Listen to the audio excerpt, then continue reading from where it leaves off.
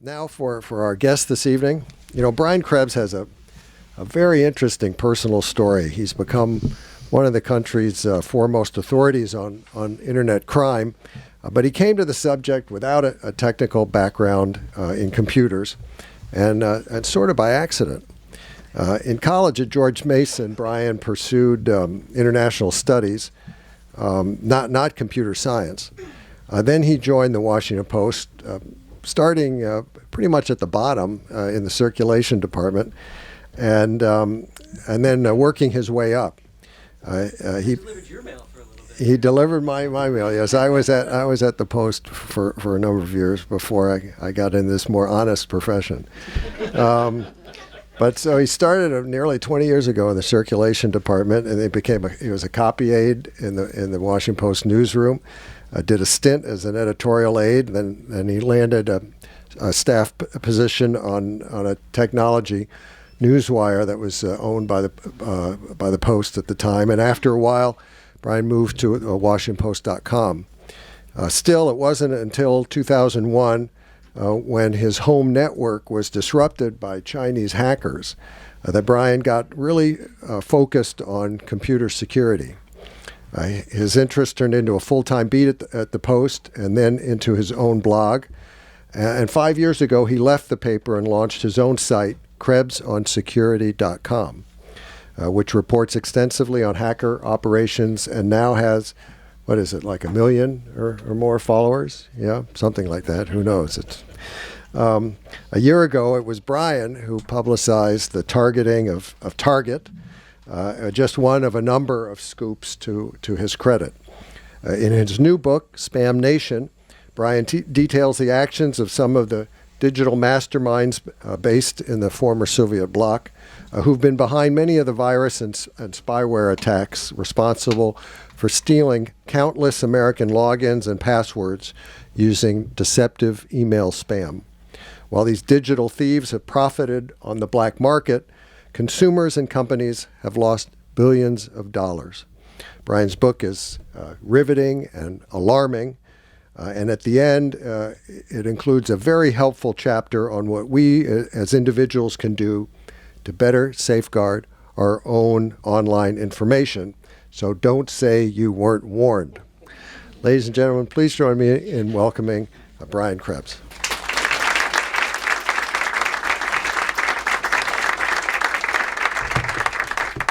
Wow, thank you, Brad, for that. I'm a bit of a walker talker. Can this come off at all? Or hold on, I'm stuck here. Okay, all right. So my brain hopefully will keep working, and I'm standing up here. Thank you guys for coming. This is awesome. This far exceeds my expectations. The people showing up here, and it's great to see family and so many friends and people I recognize out there. That's wonderful. It means a heck of a lot to me. Ever since I started this book tour, thank you so much. Let me see if this works. It's on? All right, excellent. Ever since I started this book tour, I've had a bit of a recurring nightmare. And it's like, it's me sitting at a table like this, and there's nobody there. I'm at a book signing, and I'm like, this is a wrong night? What's going on? So thank you for helping me to dispel those bad dreams. I want to thank Politics and Prose for having me out here tonight. The past few years have been a bit of a dicey time for the independent publishers and bookstores. Maybe not this store, I hope not, but I also think, a lot of readers are starting to come back and really find value again.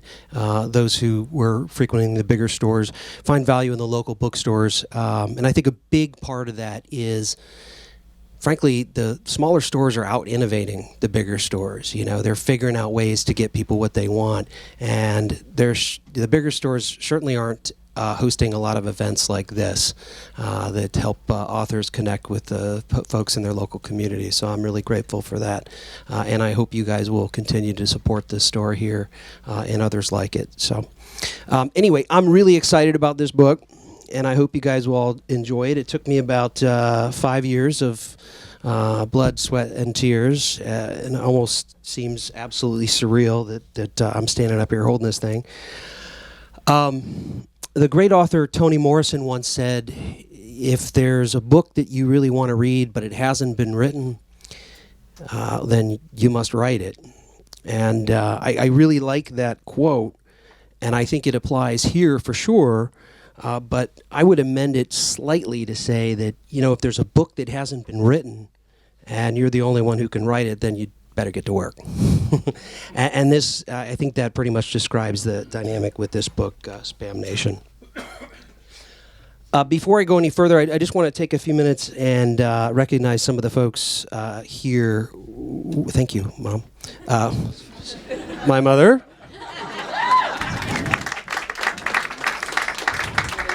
I would like to thank my mother, who made this all possible.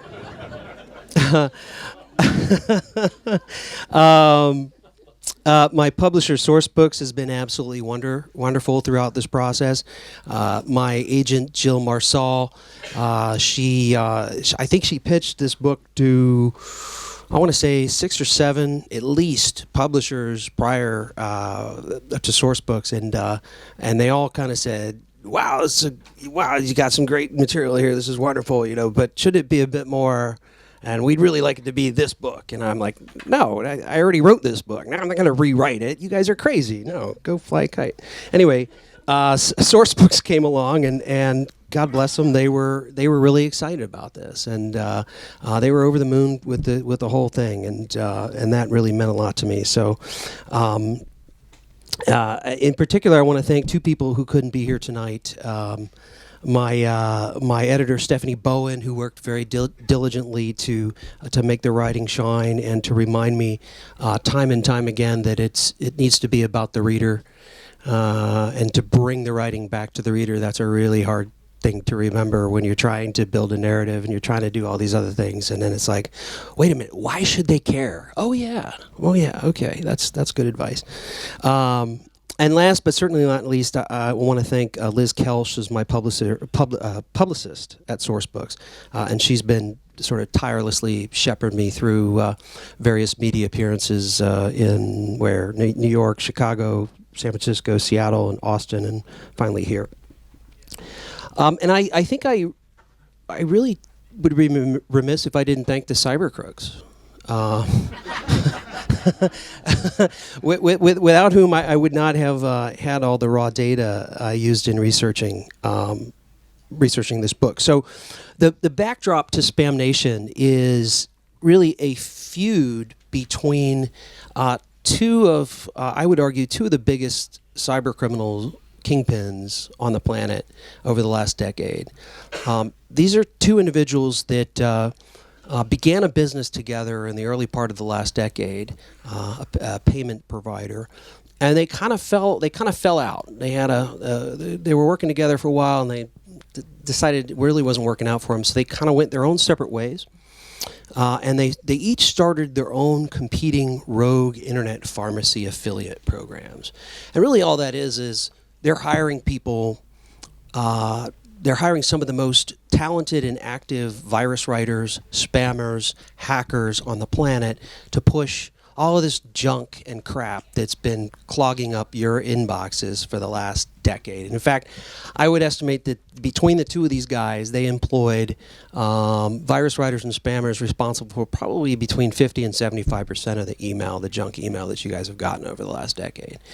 And so they ran these competing organizations that paid people to send all this junk and infect millions of computers around the world, and then they were happy to compete for a while, and then they weren't, and they decided the world wasn't big enough for the both of them, and they wanted to destroy each other. So they paid corrupt Russian politicians millions of dollars to create criminal cases against each other in a very elaborate fashion, and they paid lots of money to delay and halt the criminal cases against themselves. And then they paid hackers that were working for them to break into their each other's networks and steal years' worth of emails, chat records, banking records, Excel spreadsheets that really detailed how these organizations were put together and how they did what they did. And they stole that information and they leaked it to law enforcement, both in the United States and Russia, and they sent it to me. I didn't ask for this information. They just kind of sent it to me. Both of them were of the mind that as long as this continued to be something that the Russian press was really concerned about, nobody else would really give a darn. And but they both sort of thought, well, if the Western press picks it up, oh my gosh, And at the time, I was working for the Post, so I guess they thought this was their best way of getting that done. Anyway, so that's the backdrop, and I hope you don't mind. If it's all right, if I just read a couple of pages from this. What I'm going to read you is essentially So this starts where one of the main characters finally figures out that so he has been telling me, this guy named Pavel Wroblewski, he's running one of these major criminal operations, and he's been calling me for the past 2 weeks. I'm speaking in the past, and he's telling me, no, he's not involved in all these cybercrime operations. He's actually one of the good guys. He's trying to help clean up all this stuff. Meanwhile, everybody else is saying, no, he's running this huge spam operation, and he's paying the biggest spammers on the world to do what they do. He starts calling me every day, sometimes twice a day, as soon as he realizes that I have 2 years worth of his email records and chat records with some of the biggest cyber criminals on the planet that basically refutes everything he's told me about what's going on. So that's sort of the background to this part of the book. So I began hearing from Wroblewski by phone at least once a day, often for no apparent reason. The calls came from a different mobile phone number almost every time.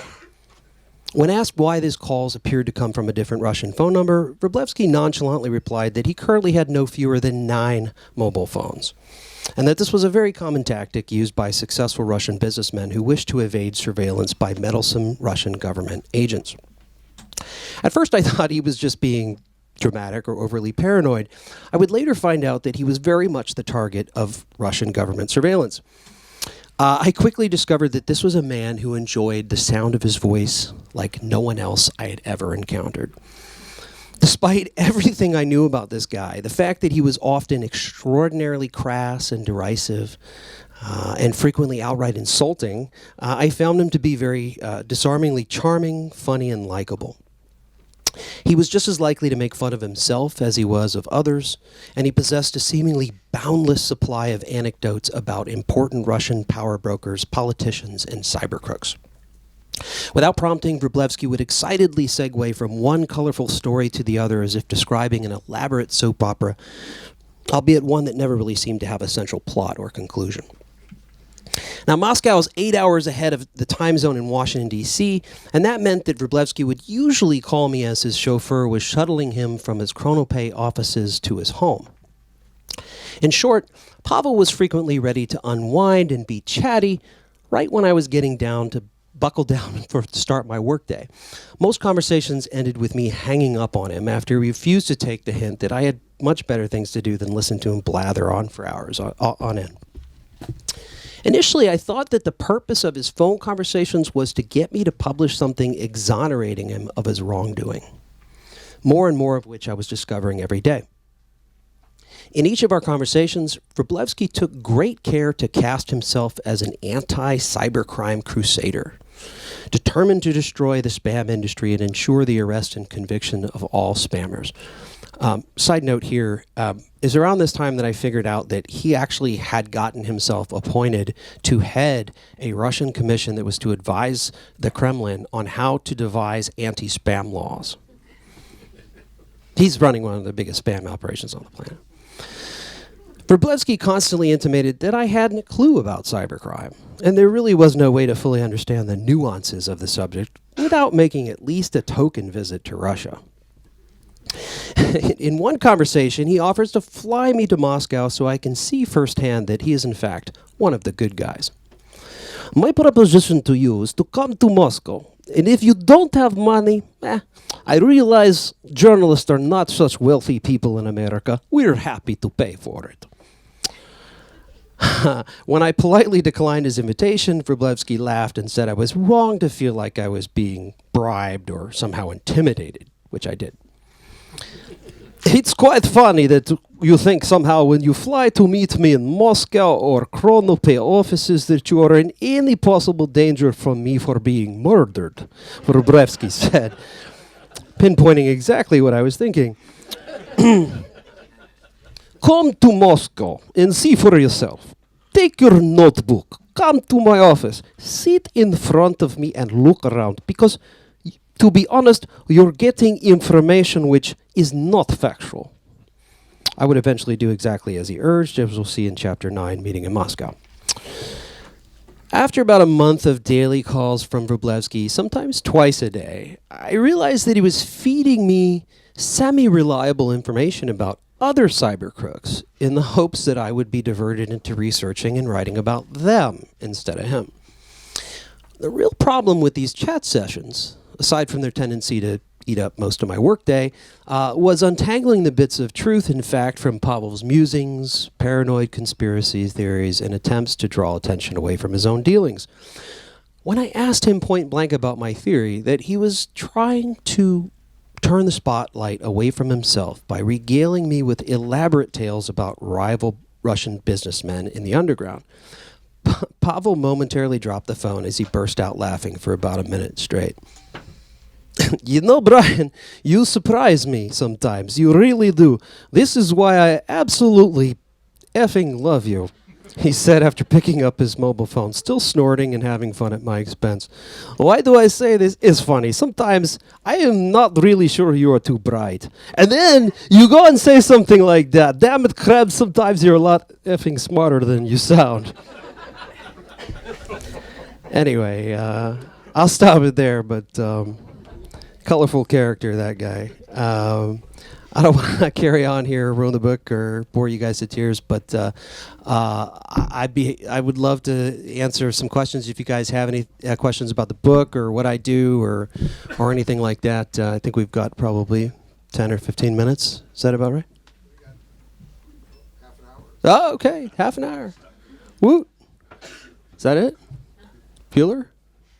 I got nothing. Mr. Namarato, very good to see you.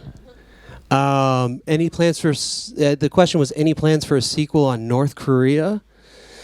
Yeah, so I think the question was based on the recent news of Sony getting massively hacked. Yeah, I think I don't think there's ever been a company that's gotten more massively hacked than Sony has gotten. And I think we're gonna see how massively hacked they were. But I'm not buying the fact that North Korea is behind this. Look, at the end of the day, they're going to find out that somebody within the company was responsible for this. Yeah, are the North Koreans pissed off about this? Absolutely. But there are a lot of people right now trying to figure out what their capabilities are. But I mean, to be sure, if you look at the tools that were used in this attack, they're Microsoft Windows administrator tools. There's nothing special about them. There's nothing special about this attack. So it really actually wasn't that sophisticated. But I do believe that the amount of access they were able to get inside Sony really does scream inside job. So I wouldn't worry. I wouldn't lose too much sleep about the North Koreans attacking us anytime soon. I could be wrong, but I don't think so. Anyone? Oh, hi. Easy to hack. I'm old enough to remember a bunch of different industries that have been state-of-the-art industries, and there have been technological flaws found in them. Years and years and years ago, a British Overseas Airways came out with a Comet airliner. They kept falling out of the sky, and it was found that there's something called metal fatigue. When they made high-strength steels, suddenly steels would fail, and it was discovered that there's something called stress corrosion cracking and hydrogen embrittlement. So computers are advanced technology, and we're finding out that there are flaws that don't protect us from hackers. But I think the airline companies took advantage of how to take care of stress corrosion cracking and fatigue. Why are we not finding more technological solution? And I don't think it will be completely a technological protection against hacking, but why are we not finding more technological protection against people hacking into our computers? Well, thank you for the question. I think the answer is probably because the vast majority of the successful attacks are successful because they take advantage of the people behind the keyboard, not the computer, not the vulnerability, not the software itself. So if we look at the way most organizations get hacked, it's not because there was a vulnerability in a software that nobody knew about and it was some NSA plan to take over the company. It was because somebody clicked an attachment that they shouldn't have, or they clicked a link, or they did something, or they didn't do something that they should have. The point is that vast majority of successful intrusions into companies happen because of social engineering, because they trick people into doing something they shouldn't. Now, there are systemic vulnerabilities that we really, really need to focus a lot more attention on. And I would love to see the government be more involved in transparently funding the discovery of these vulnerabilities. Unfortunately, our government is probably one of the best funders of finding vulnerabilities, but they don't fix them. They keep them quiet. They stockpile vulnerabilities. And the government will deny this to their grave, but that's exactly what they do. If you if you get into a cold or hot war with an enemy and it becomes a cyber war, well, you better have a whole bunch of these weapons that nobody knows about in your back pocket. And so that's what they do. They stockpile these because you never know when some do-gooder is going to come along, some goody two-shoes, and figure it out and fix it for you. And then that's kind of worthless. So you need like 20 or 30 of these things sitting around. And that's what the government's interested in incentivizing. They're not interested in incentivizing the fixing of systemic vulnerabilities in the internet or in any of the stuff that we use. So I don't know. We're starting to see some market responses to this. Google and Firefox and other Mozilla and other places that are trying to create incentives for people to find and report these vulnerabilities. And maybe that's not the question you asked, but No, that's the question. Yeah. Thank you. Okay. Sure. Yes, sir. Oh, sorry. Oh, I'm sorry. I didn't see that. Okay. I'll get to you, sir, in a second. Returning back to Sony, putting aside the whodunit, talk briefly about what they managed to do and what it means in terms of the nation's commerce. Okay, yeah. The magnitude, in other words. Yeah, that's a really important question. So if you haven't been following what happened at Sony, the real scary thing is that they got in. Not that they got in. That's not the scary part. What is scary is that they stole all the information. It looks like everything they had. But scarier than that, the end goal, it seems to be, was to destroy everything within the organization. So they overwrote all of the data on all of the hard drives and everything that they could get access to, which is why Sony said, employees, don't connect to the network, don't connect to the Wi-Fi, don't even turn on your computer. That's the only response, the only sane response to an attack like that.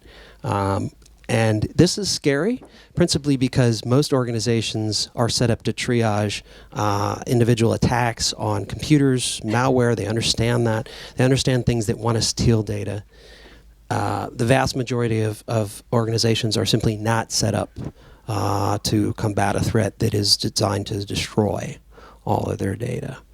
And that's terrifying because we're increasingly facing adversaries that don't necessarily have a goal in mind except destruction. and mayhem. And we need a much better security maturity level to deal with that kind of threat than we're prepared to deal with right now. We just don't have it. So I'm hoping this is an aberration and not the new normal.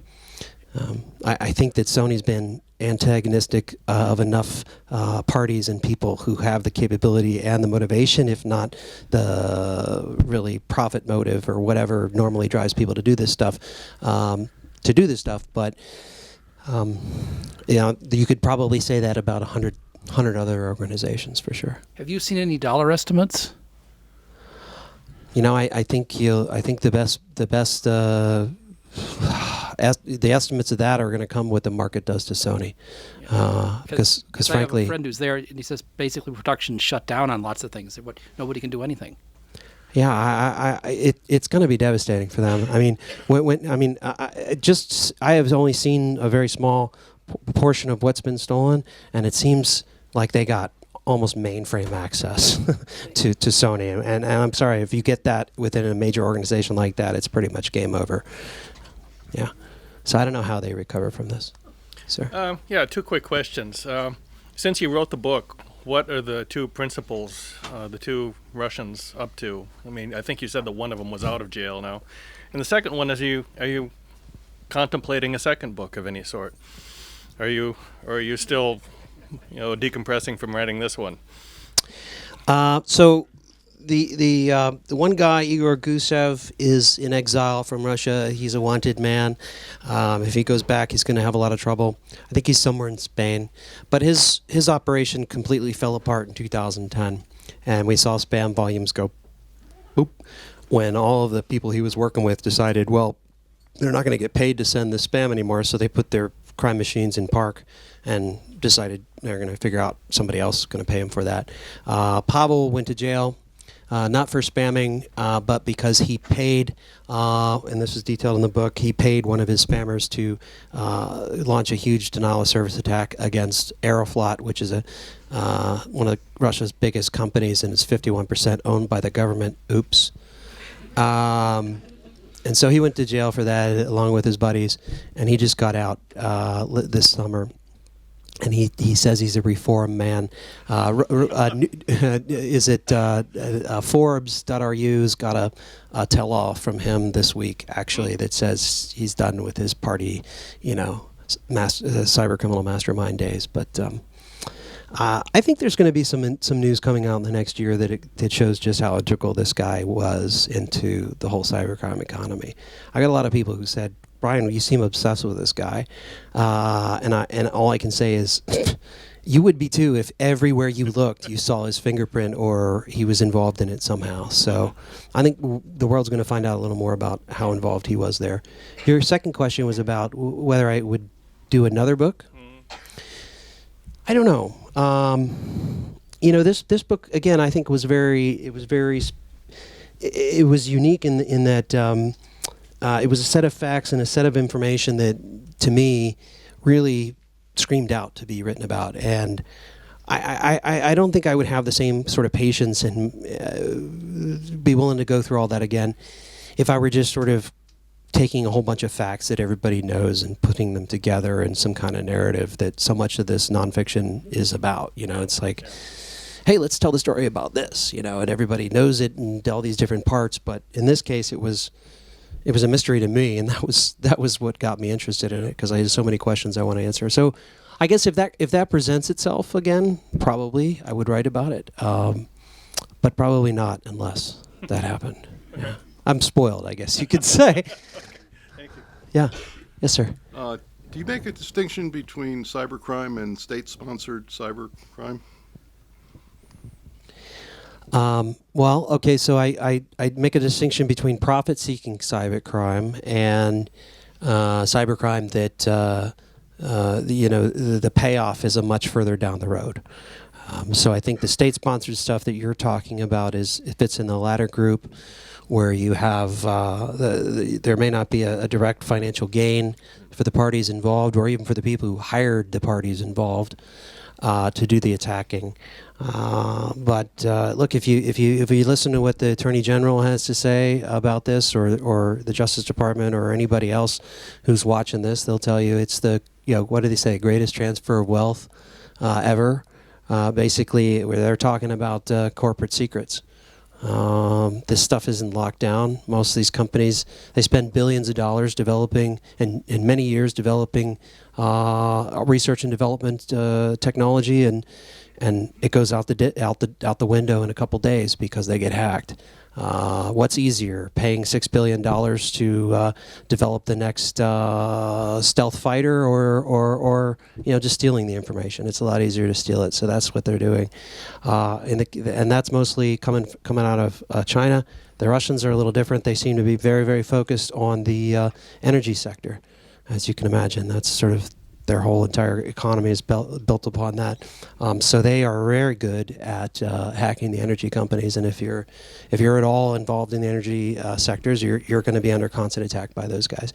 And the same thing happens with the Chinese attackers. If the government in China says they want to be in a certain market, or they see themselves 5 years down the road leading the world in providing a certain type of technology, the very next day, all the companies that are in that line of business will find themselves under attack by all these sophisticated targeted attacks. So, I make a distinction, but the payoff is much further down the road usually.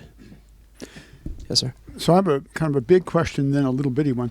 The big one is, I thought you might give us an architecture of Spam Nation, if you will. I mean, we have everything from these little people, I assume they're little people in Nigeria, with their little concoctions that we're supposed to pay $120, and as soon as we do, we'll get $2 million plus a free Mercedes.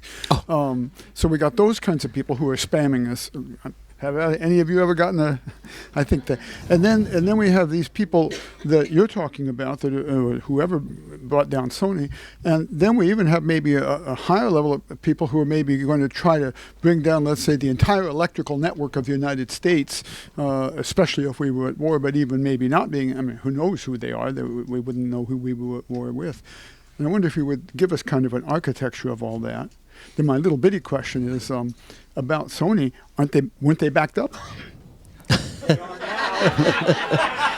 Yeah. It's all on the internet now. Right. Yeah. They have the. You've heard that you've heard that Stephen Wright joke where he says, "I keep this. I have a very large seashell collection. I keep it scattered on the beaches of the world." Maybe you've seen it. I mean, that's basically Sony right now. That's their backup essentially. It's out there. But I don't know how to frame the answer to your question, except maybe by motivation or, I mean, that works for me. I don't know if it works for you, but. Well, also scope. I mean, an individual at a cyber cafe in Benin or something. Okay, so the individuals in the cyber cafe in Benin are like the bottom feeders. They're like the Placossimus of the fish tank. They sort of suck all the stuff off the bottom, and they don't really care. I mean, they're going to send out 50 million emails a day, and they're going to get one or two people to bite, and that's enough for them. They're also going to buy the credit cards that get stolen. The credit cards that get stolen in bulk and that nobody else wants to buy, and then they'll start cold calling people. They'll work with what do you call it? The guys in India, the calling centers, the call centers, and they'll cold call people and they'll try to get money out of them and try to parlay that into something. Those are kind of the bottom feeders. The guys, the least scary guys really are the ones who are after your money and your identities. You know exactly what their motivation is. The guys that are doing the state-sponsored stuff, look, they have a lot of resources, they have a lot of time, they have a lot of persistence, and they're coming up with some interesting attacks. And then you have the sort of the question mark, which is these guys that associate themselves with groups like Anonymous, and you really don't know why they're doing what they're doing, which is sort of terrifying. When you think about it, it's like, why did he kill that guy? Why did that guy get pushed in front of a train? Well, there really was no reason. Well, that's really terrifying. Well, why did they come in and break into this company and destroy all their data? Well, because they could. That's terrifying. And I think, people talk about cyber Armageddon. They talk about, Cyber 9/11. You hear this a lot on Capitol Hill. People love to toss these ideas around, and my sense is, the groups and the organizations and the countries that have the capabilities to do that kind of thing. Iran is sort of, I think, quite a foot far back, but they're catching up. It's not really in their best interest to do this stuff to us, to shut down our power grid, to shut down our banking industry. I mean, they stand to lose more than we do. But when you get to the guys who are anarchic, or their idea is just to screw things up for no reason whatsoever, that's where I lose sleep, because I think if we do face a cyber 9/11 incident, it's going to be because some jerk figured out a way to get, maybe some idiot savant figures out a way to get into some control network, and he says, I wonder what happens if I push this button. And he does it because he can. And mark my words, that's going to be the first major cyber incident where people start dying in a measurable way because of cybersecurity, because it's going to be somebody who said, I wonder what happens if I push this button. And that's what's going to happen. So I don't know. There's probably a crappy answer to your question. So, yes, sir. Oh, actually, I think, I'm sorry, not to redirect, but I think he was waiting. Oh, yeah, okay. I'm sorry. Well, a couple of the guys that I profile in this book paid them. Unfortunately, there are about 22 other guys just like them, because there are a lot of competing organizations out there. But they are essentially organized crime. I like to call it organized or disorganized cybercrime, if you will. It's usually a loose collection of individuals that work together. So insofar as it's profitable for them to do that, and a lot of times they're in countries where if you're not attacking your own people, you're fine. But don't they have product to sell, and they just harass you with this stuff that constantly? They do have a product to sell, and they're actually some of these guys are actually quite proud of their product. This is one of the things that I was really amazed at when I started this research on this book. I thought, who are these idiots that are buying from spam? What is that about? Like, people actually do that, because obviously they do, because we keep getting the spam. And I asked a lot of people who I thought really should know the answer, and I didn't really get very good answers from these people. It sounded like they were sort of repeating what other people said and thought about this. And I actually got access to records of more than 1 million people who bought from spam. And you'll see this in the book. I interviewed hundreds of them. Most of them just hung up on me, but I did get a lot of people to tell me what was their experience, and they said, well, I got pretty much what I was expecting. And I was kind of blown away by that, because that was the story that all the publishers wanted me to write. Oh, who are all these people getting poisoned by these spammers? No, for the most part, they got what they were expecting. Sometimes it was expired. The drugs had a little stamp on them that were expired, but they came in a blister pack, and it looks like they're normal drugs, and it might have come from in a little brown envelope that had like a bunch of stamps on it from India. But for the most part, it was drugs. This is the thing that most people in the United States totally don't understand. We pay probably 4 times what the rest of the world pays for prescription drugs. We subsidize the rest of the world. Most of the rest of the world has socialized medicine. The government controls the price that the pharmaceutical companies can charge for this. So the spammers are really just exploiting the arbitrage and selling it back into the United States, even though doing that is actually illegal. It's illegal to cause the importation of drugs into the United States. And so that's what they were doing. And, by and large, people were pretty happy with what they were pretty satisfied. If they were unsatisfied with something, it was that the drugs arrived late, or, universally, they all got massively spammed after they ordered from this, as you can imagine. And then they usually got put on a call list. So much so that they had to change their number. A lot of them did, because they'd get, like 2 weeks after the drugs arrived, they would get these calls with the people with a heavy Indian accent. They'd be like, "Oh, sir, you want to renew your prescription to Viagra?" And it was like, whoa, And so, that was the experience. And it was one of the things that surprised me the most about the research here, was that these guys really didn't see themselves as cyber criminals. They saw themselves as providing a service that people wanted. And there might have been some, stupid Western laws that told them they shouldn't be doing this stuff. But at the end of the day, they had people who were demanding the product that they had to sell, and damn it, they were going to sell it. They were going to get it out there. So, yes, sir. Oh, hey, thank you. So, to go back to your question or your statement earlier about, somebody who's going to be thinking, oh, I'm just going to go ahead and push this button to see what happens. Do you kind of have a vision of where we're going? You've done obviously a lot of research. You've been in this space for a long time. I guess the reporting about Fin4 and that group now, which has the real focus on mergers and acquisitions, which would allow them the ability to front run, manipulate markets. Even this is potentially pretty heady. These are things that could really impact a very large group of people in a very large way. This type of cyber crime, whether it's state funded or individuals, do you kind of see where this is going? Do you have your own sort of personal? Yeah, they just keep getting bolder and bolder, which I think is the point you're trying to make, and it's absolutely true. If you're, if your goal is to make lots of money, and you don't care how you do it, if it involves stealing from people, deceiving people, disrupting markets, whatever, if there are no negative consequences for you doing this activity, what's to stop you from doing it? And so, for the most part, the guys that are participating in the cyber theft activities are in Russia and former Soviet states, and most of them will never face consequences. In the few cases where they actually have rounded some of these guys up, they're out the next day. The ones that are made examples of are the ones who don't pay to stay out of jail. So, it's like, hey, this crime that you're doing here is just punishable by 5 years in jail or a $5,000 fine. Right? There's a lot of that, but it goes much higher than that once you start making a lot of money.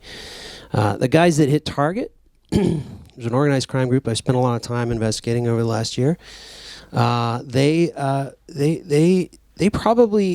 stole 40 million cards, but they probably only sold about 2 or 3 million of those cards. Caused a heck of a lot of disruption for the markets, for Target, for customers, for the banking industry, everybody. But they probably made about $40 to $60 million from that. Sorry? Were they Russian? Yes, Russian Ukrainians, and so they probably, but they don't keep all that money. A lot of that has to go to people to keep them from experiencing trouble.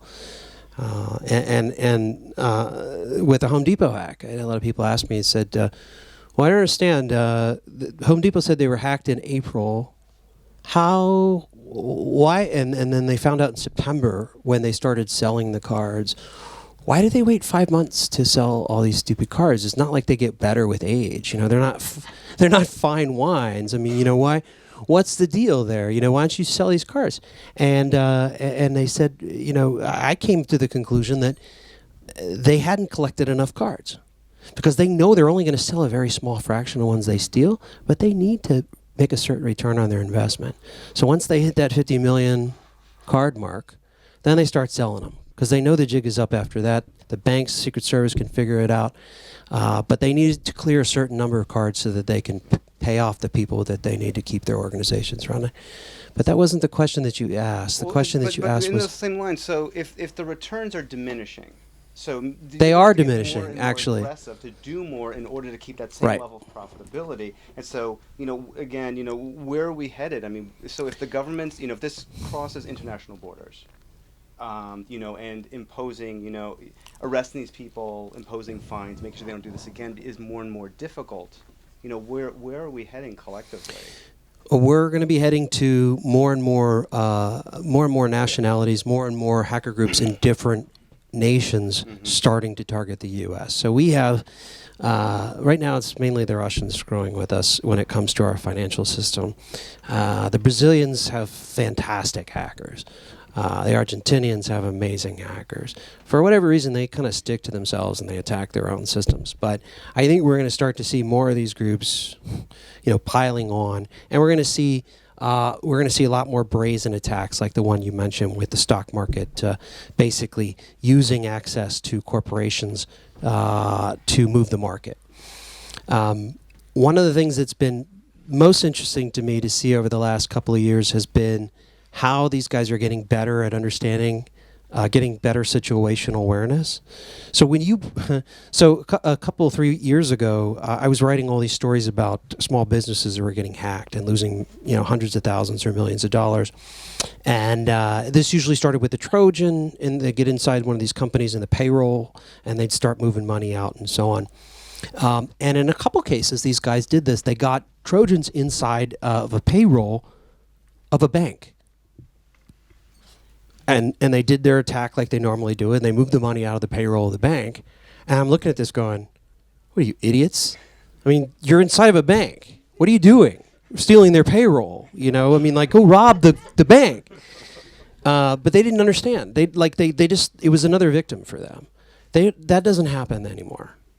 These guys have much better situational awareness. They understand so they're starting to get a better feel for when they get into a large organization, how can they maximize their return for that? It's no longer just, we want to turn your machines into spam bots. So like the biggest threat we see now that's automated is the ransomware stuff, where it encrypts all your files until you pay to get that back. That's a really good example of what I'm talking about. So until recently, it was like even major companies that had an outbreak of this in their organization, and like 30 or 40 systems compromised by this and totally encrypted.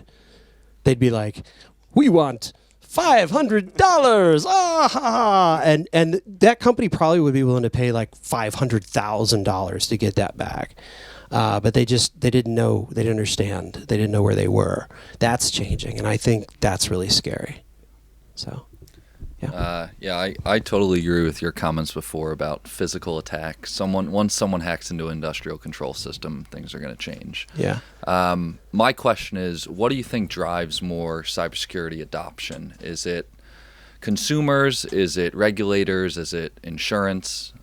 Is it private enterprise? What drives cybersecurity adoption?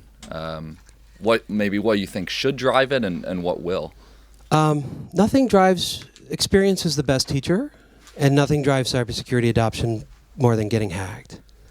So this is the sort of the security maturity model that I was talking about before.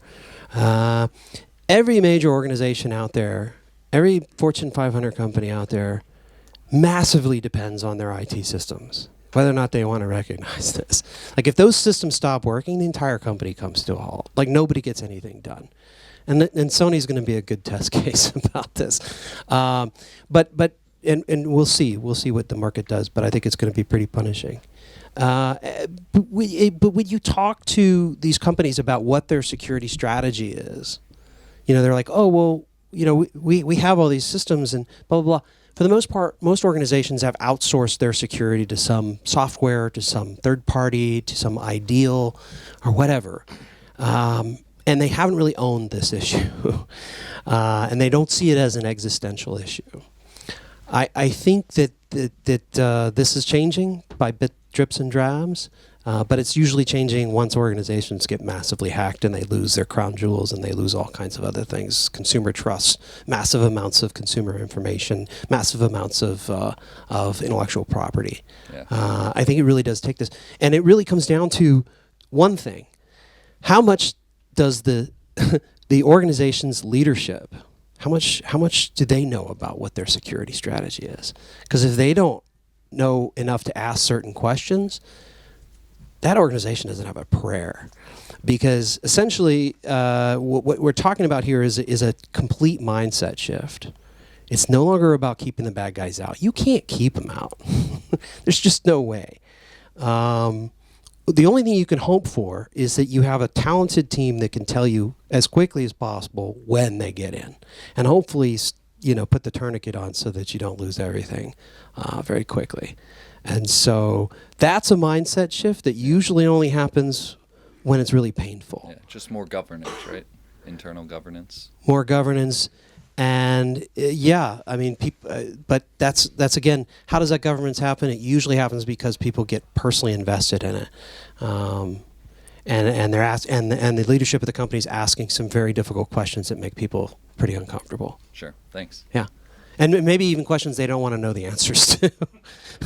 Yeah. Sort of a takeoff on that question.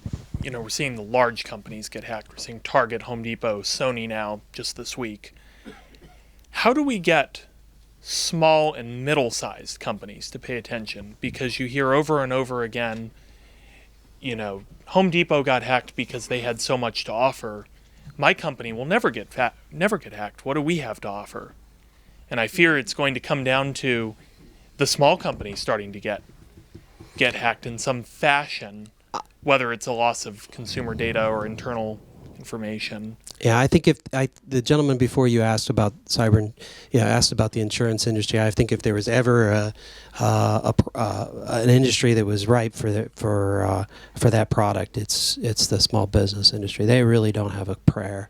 You have one guy usually who's in charge of the computers, and sometimes he's the CFO and the CEO and the EIEIO, and on it goes. I mean, and they're lucky if they have one person who comes in once a week to like update their systems. Exactly. Brian, though, could we just assure everybody that their credit cards are safe until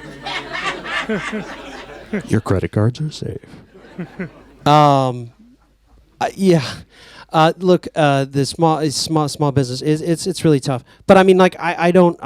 So I've tried to do a lot of awareness raising when it comes to small businesses, and that's an uphill battle, just as it is with consumers. But the thing I get really concerned about is the small banks.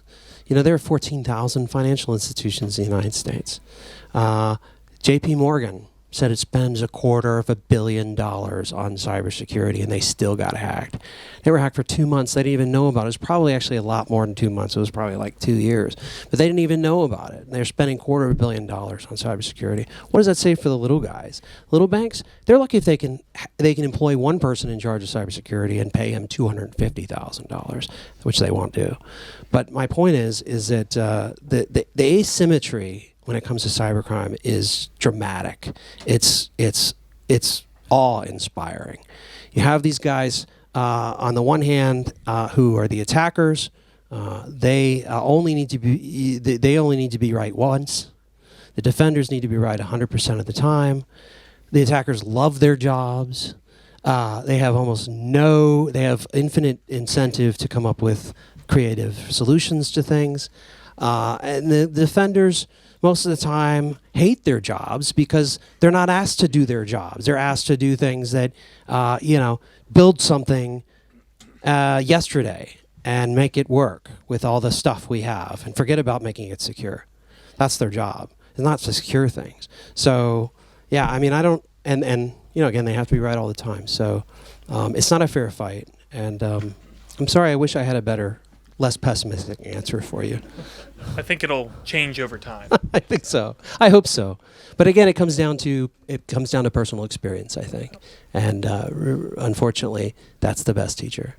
Thank you. Yep. Hi. Are these companies insured against these events? Are large companies insured against these events? When you get up into the Fortune 500 or Fortune 100 companies, they are.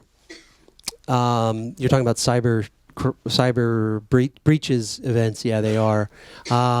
Increasingly, most of the top organization, the C-level executives have managers insurance, which covers them from a personal liability standpoint. And taken together, if you sort of roll this together, it might cover, like in Target's case, I think it covered about $90 million or $80 million. I don't know what the total number was with Target. I think it's close to $200 million. But in truth, we probably won't know for another year or so. It's probably closer to $500 million. So yeah, some of the bigger companies do have a kind of cyber insurance, but they don't have nearly enough in terms of their exposure. But that's changing. I think a lot of the insurance industry is kind of going, wait a minute, what are we doing here? Well, gee, shouldn't we be asking exactly what, how clueful these guys are and how they're protecting all this information? And so they're starting to ask better questions. The insurance companies are starting to ask better and more questions, and I think that's very positive. So, Brian, we have time for one more question. Let me ask it. I saw one of the prerogatives of ownership. I saw a photograph of you. It's a few months old, of you in your study office at home, and you're sitting there with like 4 computer screens. What do you need all those computer screens for? What do I need all those computer screens for? Well, so one of them on the far right monitors all the security cameras, and there are a few of those.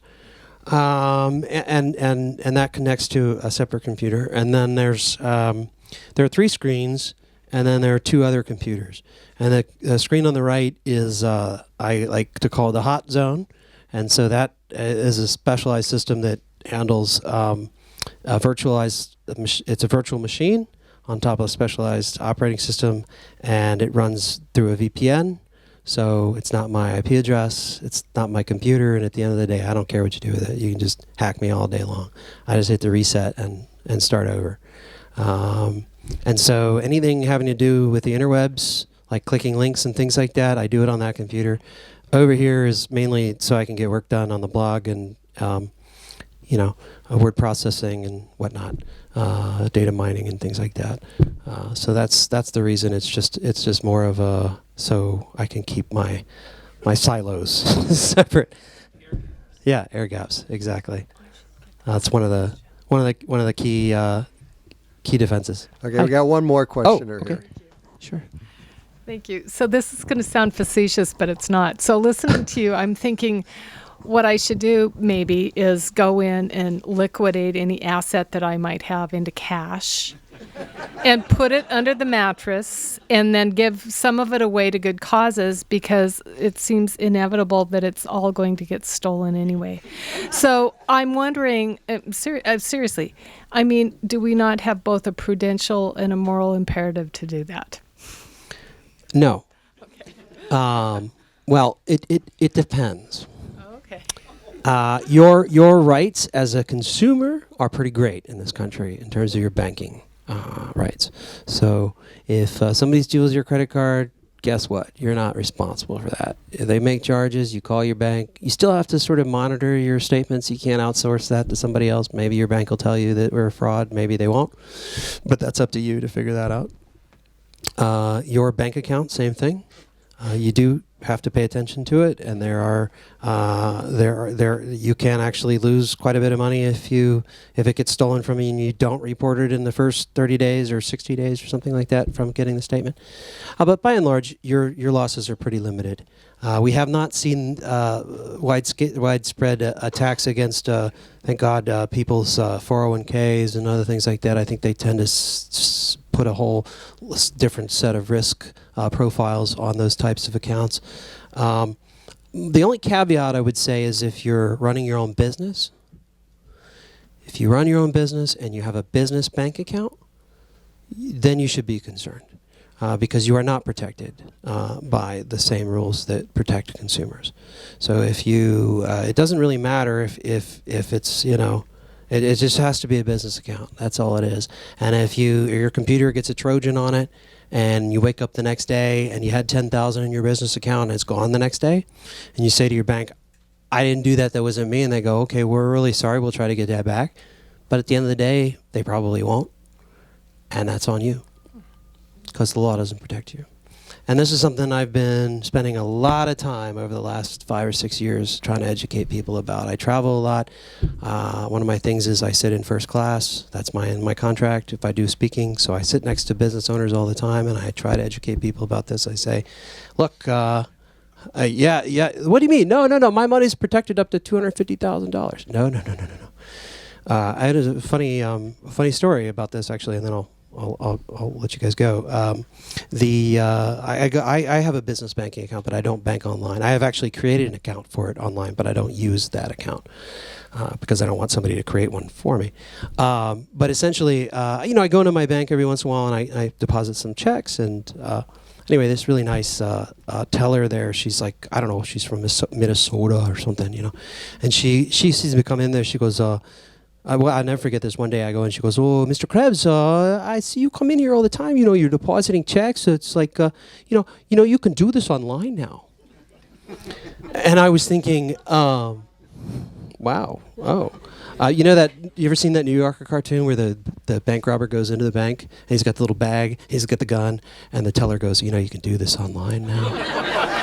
And I was thinking, yeah, that's okay. I'm good. Just. If you could just go ahead and do, well, I'm sorry, Mr. Krebs, can I ask why, you went to that? I said, well, because God forbid if I get a Trojan on my machine and my account gets cleaned out, you guys won't put the money back. She goes, oh, no, Mr. Krebs, that's not true. Your money's protected up to $250,000 by the FDIC. I go, no. Okay, that's wrong. So go, and she goes, no. I said, go talk to your boss. I'll wait right here. She comes back like 5 minutes later. She goes, oh, Mr. Krebs, I'm so sorry. She says, we probably wouldn't put that money back. I go, well, thank you. Even the banks are giving their customers bad information. So please, if you're running your own business and you're banking online, figure out a way to do it from a system that isn't a Microsoft Windows computer. It's probably a good idea. There are live CD systems. I've got all kinds of instructions on how to do this on my site. But don't do that because they're really going after the small businesses out there. So anyway, thank you guys for coming. Thanks so much. I really appreciate it. So if Brian